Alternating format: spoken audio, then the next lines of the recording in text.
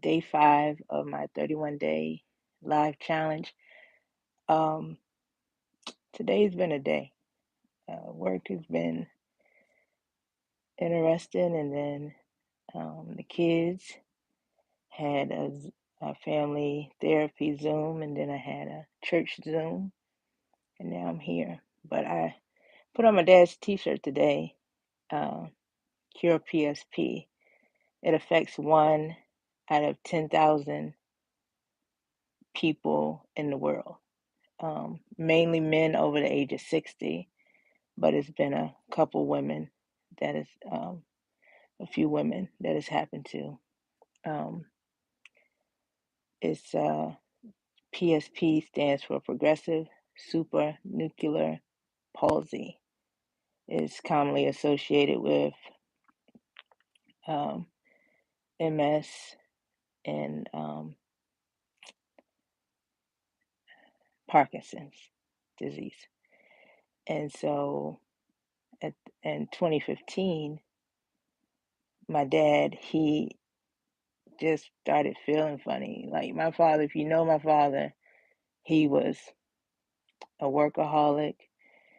Um, if your yard didn't look like his yard, he was coming over to mow your yard, trim your bushes, wash your car to keep up with everybody else. If if he could cash in all of his vacation, he would and would work it all.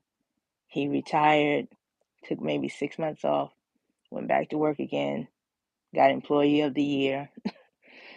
He's just a man about his business. And so he was always active, always moving and doing things.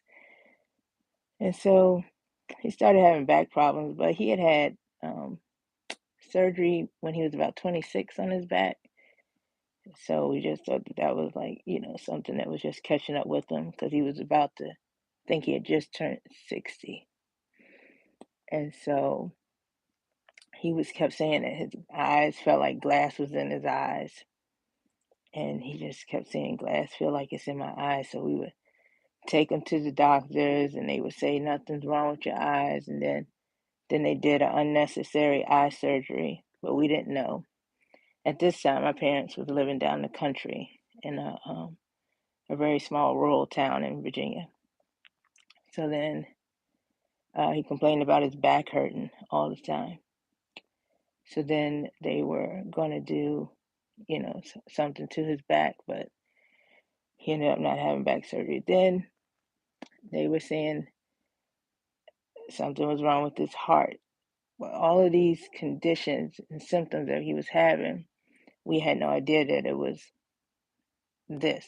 So then he would just be sitting and he would just be shaking, or he'll be holding something and something will fall out of his hand, or it'll be something serious and he would just start crying. I mean, or he'll just start laughing. He'll just start laughing.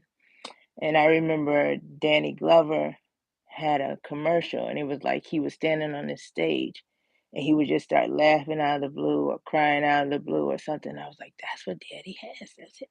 That's it.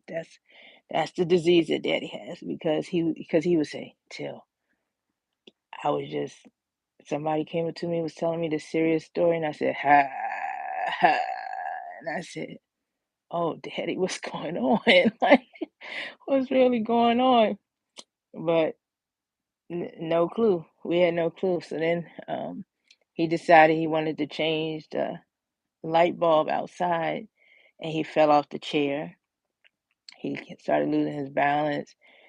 It got to the point that he had to stop driving. This is 2015. I remember he didn't want to dance, and my daddy loved to dance. He was the life of the party. Like, the party started when Ricky walked in. Like, he's the man. So we knew something just wasn't right.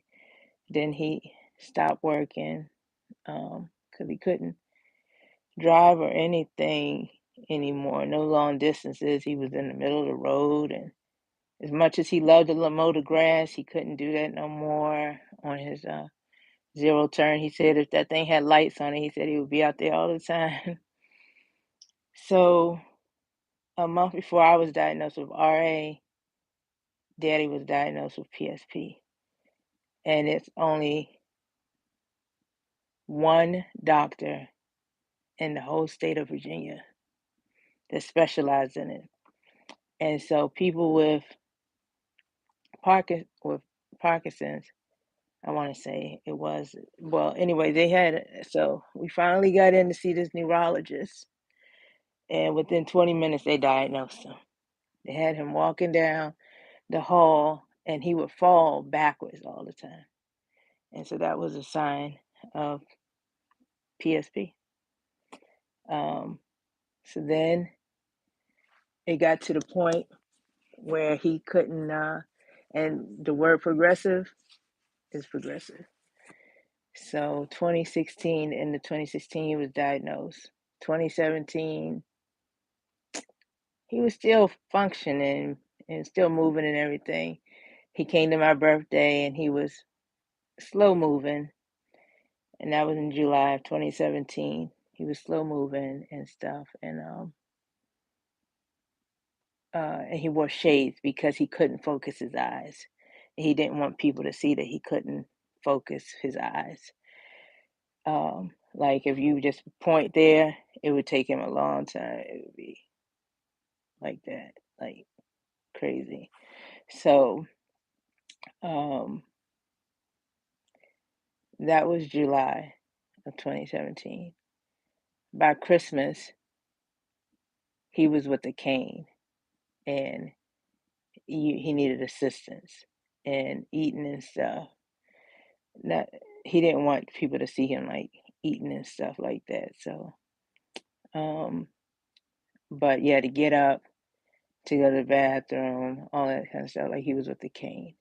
So then March came, and he couldn't figure out his right leg from his left leg.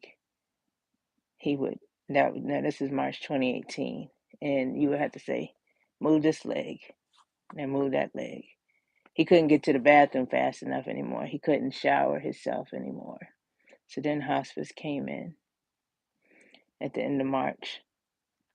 Then April, he was bedridden by April. By Mother's Day, he stopped talking. And then I want to say May 18th, he passed away. That fast. It's progressive. It's progressive. So if you know of anybody with that disease or anything, I'll be walking for the cure for PSP in Fort Myers, Florida this year in March. We didn't do it during the pandemic, but plan to do it this year. It's a hard disease to see your family member go through because it's not enough. It's uncurable. It's it's a lot of stress on your family members, and it's a lot of stress on the person that's going through it because there's no cure, there's no treatment, there's no support team people. It's really, really difficult. So if you know of anybody that is suffering, or if you see the signs, I carry a PSP know the signs card in my wallet at all times. But yeah, so that's my live for tonight on Cure PSP, my dad's story. I hope that this helps somebody else. I had documented it from his phone calls, from his voice, from perky to raspy to he couldn't gather his words, that it got down to the point that he would just say, yep. And you could see his mind was just trying to like come up with what he was trying to say, but he would just say, yep. And I remember um, before he stopped talking, he would just hold my hand real tight, like, don't leave. Like, just stay here for a few more minutes. Or I would just come out there and just tell him crazy stories or make him try and laugh, or just talk to him because it got to the point that he wasn't speaking no more. But his mind was sharp. It's not Alzheimer's. His mind is sharp the whole time. So I pray for anybody that's going through this. or has been through it or going through it, because it's not easy. But I want to say peace and blessings to y'all and have a good night.